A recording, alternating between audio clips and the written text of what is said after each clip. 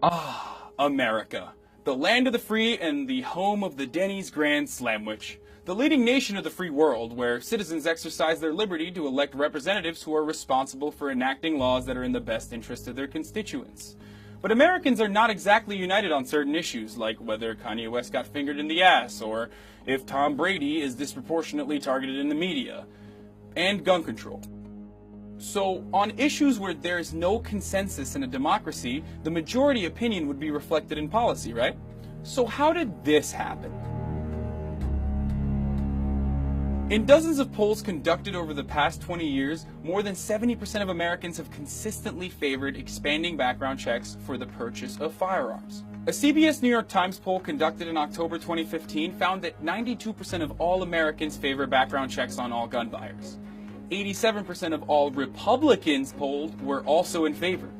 At this point, Americans are more divided on whether or not Leonardo deserved to win an Oscar for his performance in The Revenant, and people were really pushing for Leo to win an Oscar. So when Senators Joe Manchin and Pat Toomey proposed a bipartisan bill to expand background checks a second time, literally 3 days after the San Bernardino attacks took place, it must have been a no-brainer for the Senate to pass this amendment, right? Well, not exactly. Matter of fact, the amendment failed with 48 in favor and 50 opposed, receiving fewer votes than it did in 2013, despite the increased public support for stricter regulations.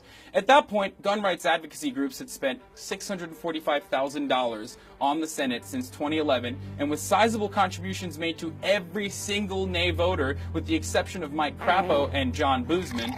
By the way, I'm not kidding, those are real names of the two real senators who voted against this bill even without the financial support of gun rights PACs. And the reaction from officials on this matter is always the same. Most politicians are usually comfortable praying for the victims affected by gun violence, but equally comfortable taking contributions from the gun lobby and voting against bills that the overwhelming majority of Americans support. At this point, it still might not be clear to you whether more gun regulations can decrease gun violence in this country, but it should be clear that asking people to pray for the victims on Twitter has had no significant impact. Now, this may seem like a story about gun control, but it's not. This is a story about a fundamental problem with the nation's policymaking, a story about the cancer that is infecting the American body politic. This is a story about money in politics.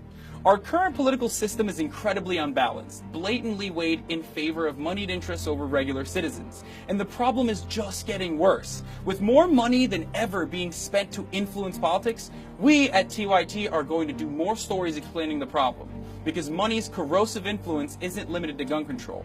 Money affects drug policy, the criminal justice system, military spending, environmental policy, and virtually every other issue that matters to the American people.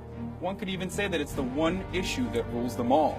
As my favorite 20th century poet Notorious B.I.G. once famously said, "I don't know what they want from me. It's like the more money we come across, the more problems we see." So whether you want to save the climate, end police militarization, raise the minimum wage, pass sensible gun control measures, or enact virtually any policy change imaginable, you have to start at the source of the problem, by getting money out of politics. wolf-pack.com